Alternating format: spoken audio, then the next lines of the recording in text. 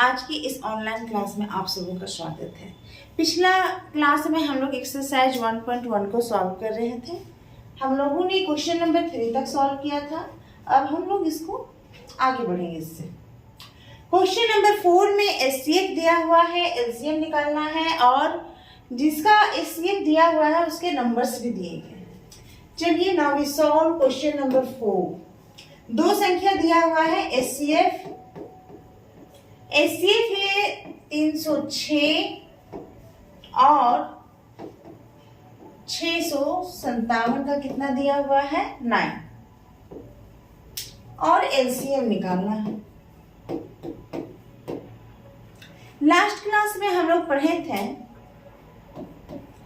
HCF of A B into LCM of A B equal to product of number. अगर दो number का HCF और LCM दिया हुआ है तो दोनों का गुणनफल संख्याओं के गुणनफल के बराबर होगा। एचसीएफ दिया हुआ है 9, एलसीएम निकालना है। एलसीएम का वैल्यू दिया हुआ नहीं है और नंबर का प्रोडक्ट, पहला नंबर क्या है 306, दूसरा नंबर क्या है 657। By cross multiplication LCM equal to 306 into 657 by cross multiplication 9 नीचे आ जाएगा। अब इसे काटेंगे 7 9 जा 63 306 into 73. Now we find the product of 306 and 73. 18, 9, 2, 4, 21. 8, 3, 3, 2, 2. क्या मिला 2, 2, 3, 3, 8। तो एलसीएम मिला 2, 2, 3, 3, 8। Now next we solve question number 5। Question number 5 में कह रहा है जांच कीजिए कि क्या प्राकृत संख्या n के लिए, क्या किसी प्राकृत संख्या n के लिए संख्या 6n अंक 0 पे समाप्त होता है।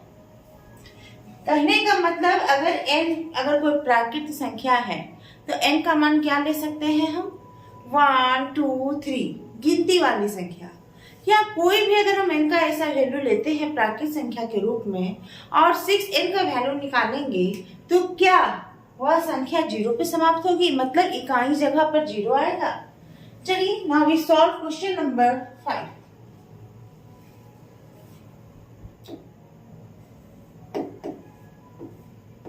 क्वेश्चन नंबर 5 संख्या क्या है 6n।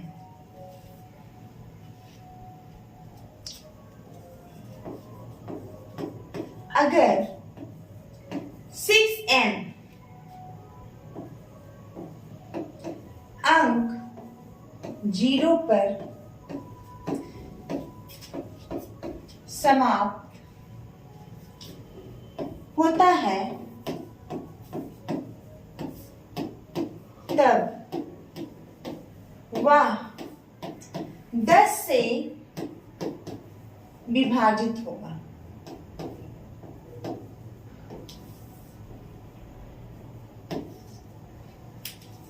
तब वह किससे विभाजित होना चाहिए 10 से।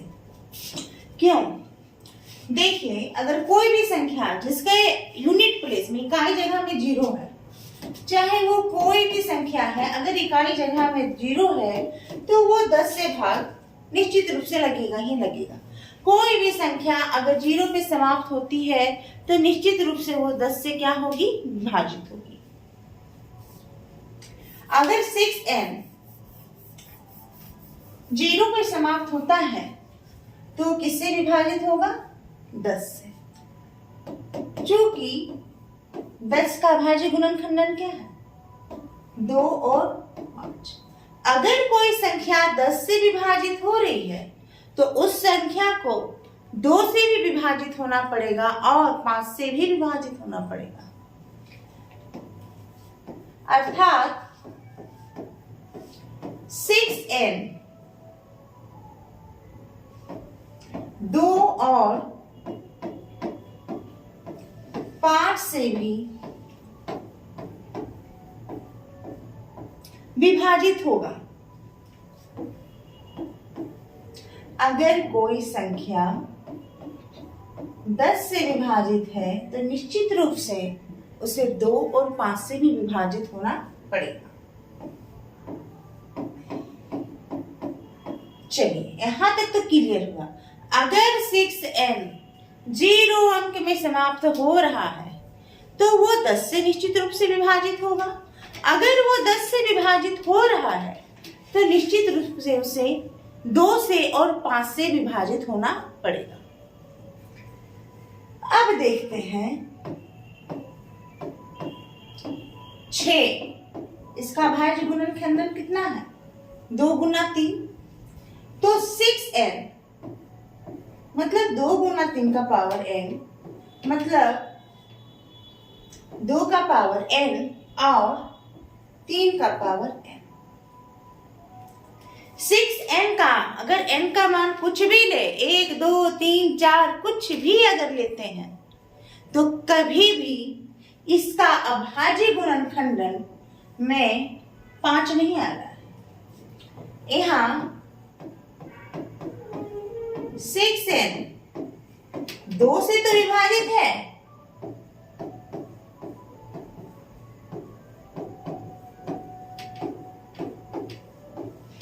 परंतु 5 से विभाजित नहीं है।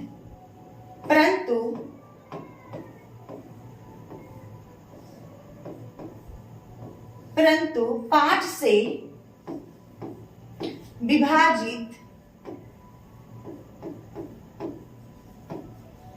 नहीं है। तो ये कैसे होगा? 2 से हो रहा है, 5 से नहीं हो रहा है, इसका मतलब ये 10 से विभाजित नहीं है। ये तो एक विरोधाभास है।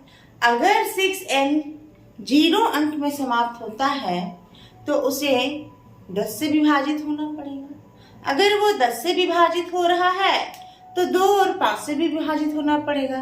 पर यहाँ हम कहाँ अटक गए? 2 से तो विभाजित है पर साथ ही साथ वो 5 से विभाजित नहीं है। तो ये क्या है?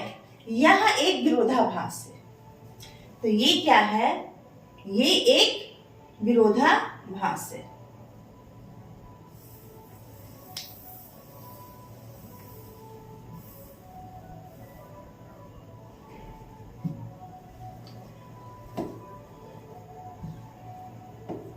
या एक विरोधाभास मतलब हम किसी बात पे जा रहे हैं और वहां वो चीज साबित नहीं हो रहा है, सत्य प्रतीत नहीं हो रहा है, सत्य नहीं हो पा रहा है, तो ये क्या है? यह एक विरोधाभास है।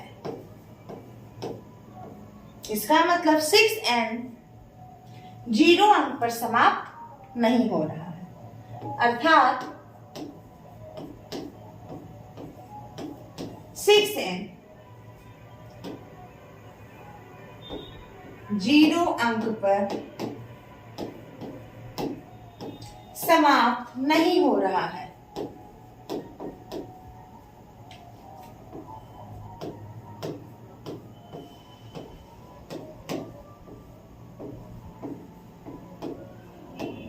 हमने ये पाया कि 6n जहां n कोई भी प्राकृत संख्या है, गिनती गिने जाने वाली संख्या है, कभी भी 0 अंक पर समाप्त नहीं हो रहा।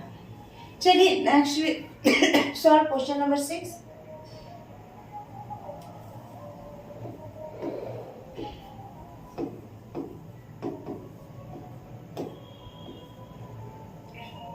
व्याख्या कीजिए कि 7 गुना 11 गुना 13 प्लस 13 और 7 गुना 6 गुना 5 गुना 4 गुना 3 गुना प्लस 5 एक भाज्य संख्या है क्या? सबसे पहले हम इस बात को रिवाइंड करेंगे कि भाज्य और अभाज्य क्या होता है। भाज्य संख्या वो होंगी जो स्वयं और अन्य एक के द्वारा अन्य किसी भी संख्या से भाग ना लगे, वो हो गया अभाज्य। भाज्य वो होंगी जो एक और स्वयं के अलावा अन्य किसी और भी संख्या से भाग लग जाए। चलिए next we check first of all 7 into 11 plus 13 plus 13। चलिए ये एज ए प्रोडक्ट ये एक साथ गुना में है, तो ये एक अंक गुना के रूप में लिखा गया है। ये एक टर्म है और ये एक सेपरेट टर्म है, यहाँ दो टर्म्स है, तो 13 कॉमन आएगा। तो यहाँ क्या बचेगा? 7 into 11 फिर प्लस इंटू 1, क्योंकि यहाँ का 13 इधर बाहर कॉमन ले लिए। चलिए फिर क्या मिला? 13 7 into 11 77 plus 1, this is 13 into 78। ये जो भी संख्या है इसे हम गुना के रूप में लिखे हैं, मतलब यह संख्या खुद के अलावा 13 से विभाज्य है, 78 से भी विभाज्य है। जब ये 78 से विभाज्य है तो 4 से भी ये 2 से भी विभाज्य होगा, 3 से भी विभाज्य हो रहा है। तो ये कैसी संख्या है? भाज्य संख्या। तो ये तो हो गया भाज्य संख्या, ठीक है। कौन सा? 7 into 11 into 13 plus 13, ये कैसा संख्या मिला? भाज्य संख्या। चलिए नेक्स्ट दूसरा जो दिया हुआ है उसे हम चेक करते हैं। अब दूसरा है 7 into 6 into 5 into 4 into 3 into 2 into 1 plus 5।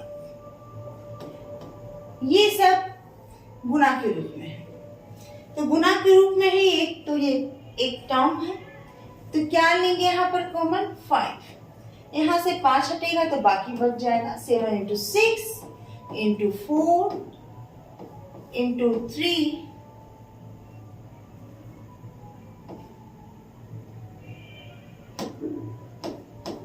into 2 into 1 plus का प्लस, और यहाँ से 5 चूंकि हम कॉमन निकाल लिए हैं तो यहाँ क्या बचेगा? 1। ये है हमारा 5। 7 into 6 42, 4 into ये एक साथ ले लेते हैं 6 24, इसे मल्टीप्लाई करते हैं 8 16 4 8 8 0 0, ये 1। नेक्स्ट 5 into 1009, ये जो भी संख्या दिया हुआ है वो तो 5 से डिविजिबल है, 1009 से भी डिविजिबल है, मतलब ये खुद के अलावा और 1 के अलावा 5 और 1009 से भी डिविजिबल है।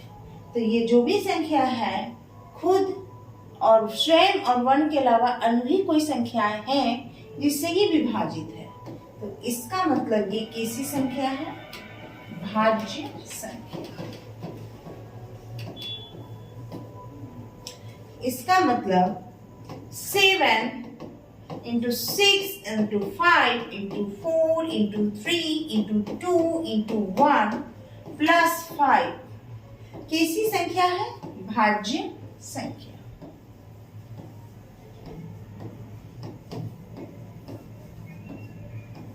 मतलब दिया गया दोनों अंक जो गुना और जोड़ के रूप में लिखा हुआ है, ये दोनों भाज्य संख्याएं हैं।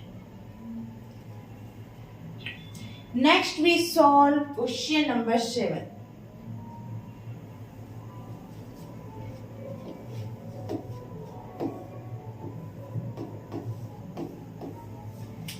किसी खेल के मैदान के चारों ओर एक वृत्ताकार पथ है। कैसा पथ है? वृत्ताकार पथ है। इस मैदान का एक चक्कर लगाने में सोनिया को 18 मिनट लगते हैं। सोनिया को कितना मिनट लगता है? 18 मिनट। और जबकि इसी मैदान का चक्कर लगाने में रवि को कितना मिनट लगता है? रवि को लगता है 12 मिनट। सोनिया को 18 मिनट और रवि को 12 मिनट। मान लीजिए कि वो एक ही स्थान और एक ही समय पर चलना प्रारंभ करते हैं, तो कितने समय बाद वो पुनः एक ही स्थान पर, मतलब एक स्थान पर मिलेंगे? मतलब वो कितने समय के बाद फिर से कॉन्साइड होंगे, मतलब एक जगह पर मिल पाएंगे। तो यहाँ पर वो समय निर्धारित करना है जो 18 का भी मल्टीपल हो, लोवेस्ट, और 12 का भी मल्टीपल। तो इसके लिए क्या करते हैं हम लोग? जब लोवेस्ट कॉमन मल्टीपल निकालना होता है तो हम लोग क्या निकालते हैं? यहां हमें निकालना है लोवेस्ट कॉमन मल्टीपल, जिसमें ये 18 मिनट में सोनिया अपना जब चक्कर पूरा कर रही है और रवि जब 12 मिनट में अपना चक्कर पूरा कर रहा है, तो कितने समय के बाद दोनों एक जगह कोइंसाइड करते हैं? मतलब कितने समय के बाद, वह कौन सा समय होगा जिसमें 18 और 12 दोनों गुणज हो? तो इसका मतलब हमें निकालना है LCM। तो LCM किसका निकालना है? 18 और 12 का। 18 2 3 3 अभाज्य गुणनखंड। 12 2 2 3 2 और 3 कॉमन आया। एलसीएम में क्या करते हैं, जो कॉमन है वो एक बार लिखाता है और बाकी एज इट प्रोडक्ट के रूप में लिखा जाता है। तो ये आया 36। मतलब 36 मिनट पर दोनों एक साथ मिलेंगे। तो कितना समय लगेगा उन लोगों को? 36 मिनट। अब नेक्स्ट वी सॉल्व एक्सरसाइज 1.2।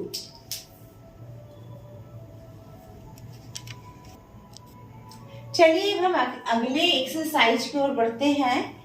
हमारा नेक्स्ट एक्सरसाइज है 1.2। हम चाहेंगे कि इस एक्सरसाइज को शुरू करने से पहले कुछ पॉइंट पर हम पुनः ध्यान दें। वो क्या है? सहअभाज्य। एक पॉइंट है हमारा सहअभाज्य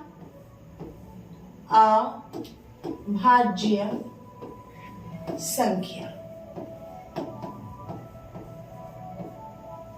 ये ऐसी संख्याएं होती हैं, ये दो, अगर कोई दो संख्याएं हैं तो वो सहअभाज्य तब कहलाएंगी जब वो दोनों का जो कॉमन फैक्टर होगा वो 1 होगा। मतलब 1 के अलावा वो दोनों को कोई विभाज्य नहीं कर सकता, जो एक दूसरे में से ना कटे, जिसका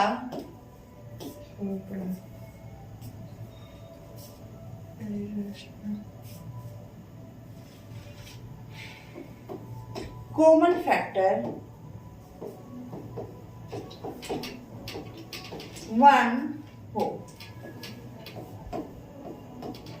या उभयनिष्ठ गुणज 1, मतलब एक ही 1 ही ऐसा हो जो दोनों में कॉमन हो, जैसे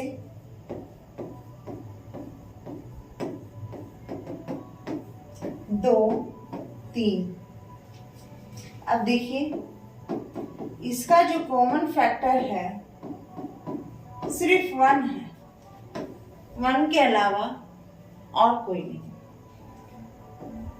4, 7, 1 into 4, 1 into 7, इसका एक ही कॉमन फैक्टर है 1। उभयनिष्ठ गुणज क्या है? 1। तो ऐसी संख्याएं जिसका उभयनिष्ठ गुणज क्या हो? 1 हो, तो उसे बोलते हैं सह-अभाज्य संख्याएं। इसको नोट कर लेंगे। अब हम लोग भाज्य संख्या तो जान ही रहे हैं। सहभाज्य मतलब जिसका कॉमन फैक्टर 1 के अलावा और कोई भी संख्या हो, वो हो गया भाज्य संख्या। अब हम सॉल्व करेंगे एक्सरसाइज 1.1 का क्वेश्चन नंबर 1। सिद्ध करें कि √5 एक अपरिमेय संख्या है।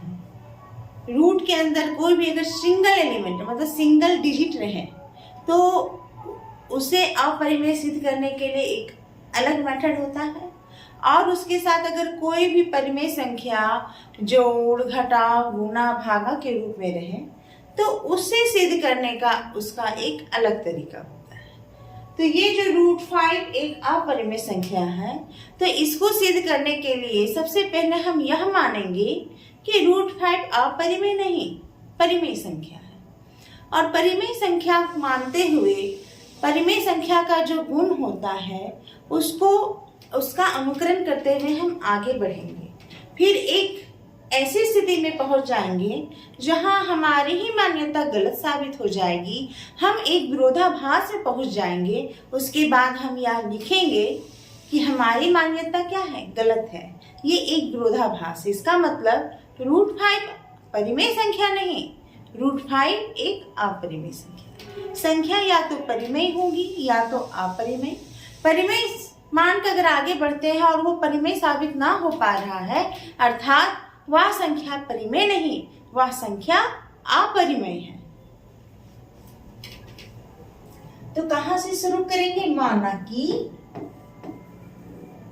√5 एक परिमेय संख्या है, उल्टा मानेंगे और हम साबित नहीं कर पाएंगे कि ये परिमेय है।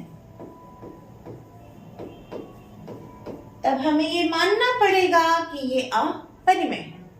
चलिए, √5 अगर एक परिमेय संख्या है तो परिमेय संख्या को हम p/q के रूप में लिख सकते हैं, जहां q का मान 0 नहीं है और p और q कैसी संख्या है? सह-अभाज्य संख्या। और p और q सह-अभाज्य संख्याएं हैं।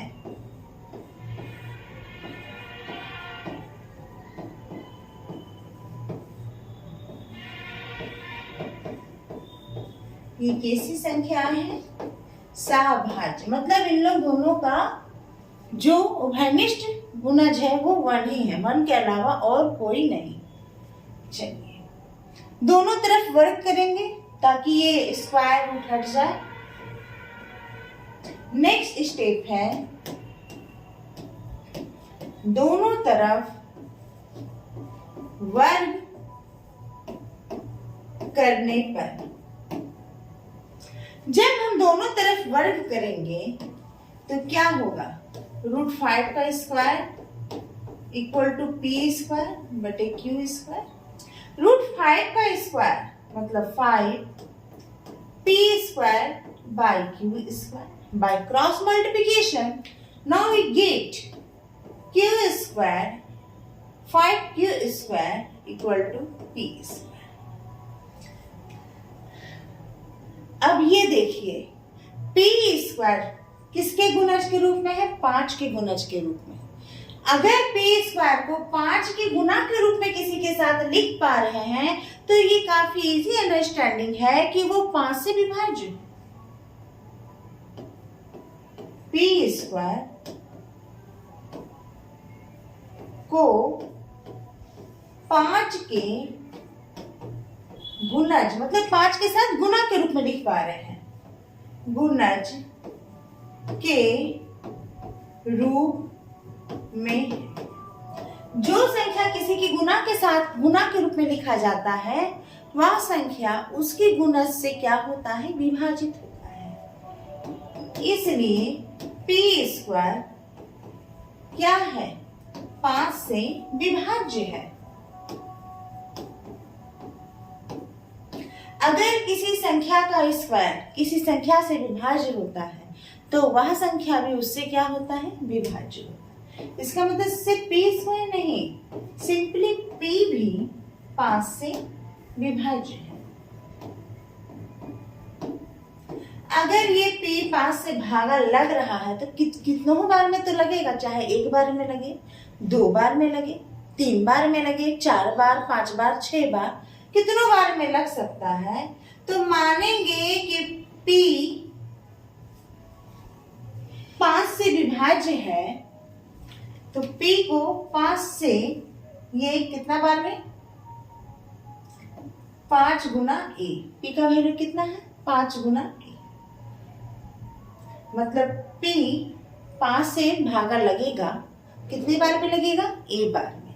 यहाँ a क्या है? प्राकृत संख्या। a क्या है? प्राकृत संख्या। जब माना कि अगर p 5 से विभाज्य है तो मतलब p बराबर 5 गुना a बार में हम काट सकते हैं p को। चलिए अब p बराबर 5a माने हैं तो p स्क्वायर बराबर 5 स्क्वायर इंटू a स्क्वायर। अब इसका मान कहाँ रखेंगे? समीकरण 1 में। अब p स्क्वायर का मान समीकरण 1 में रखने पर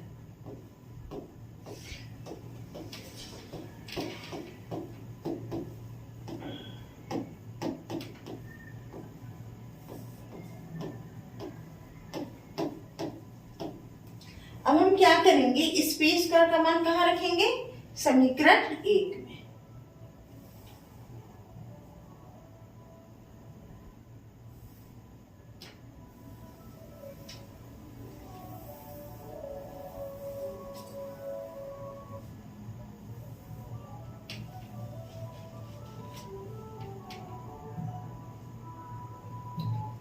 चलिए कहाँ है समीकरण? चलिए 5q स्क्वायर, p स्क्वायर की जगह 5 स्क्वायर इंटू a स्क्वायर, ये कट गया एक 5। अब की बार q square equal to 5a square. जब p square equal to 5q square था तब p 5 से विभाज्य हो गया था। जब q square equal to 5a square है मतलब यहाँ p की जगह q और q की जगह a है, तो इसी प्रकार मतलब जिस प्रकार ऊपर हम प्राप्त किए उसी प्रकार q भी 5 से विभाज्य होगा। q भी 5 से विभाज्य। दो चीज पाए, p को भी 5 से विभाज्य पाए और q को भी 5 से विभाज्य पाए। अर्थात p और q दोनों 5 से विभाज्य है। ये कैसे संभव है? शुरू में ही हमने माना कि P और Q दोनों सभाज्य संख्या है, एक के अलावा उसका कोई और दूसरा उभयनिष्ठ गुणज नहीं है, कॉमन फैक्टर नहीं है। पर अगर ऐसा माने तो हमने कहाँ पहुंच गया? हमने ये पाया P और Q दोनों 5 से विभाज्य हो गया। तो ये क्या है? ये तो एक विरोधाभास है। यह एक विरोधाभास है।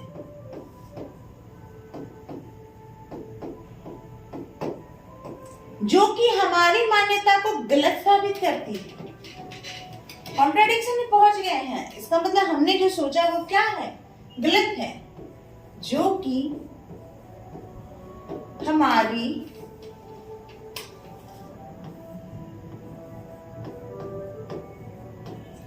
मान्यता को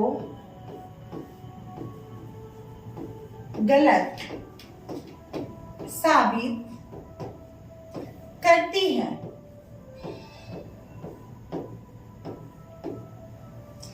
इसलिए √5 एक अपरिमेय संख्या है।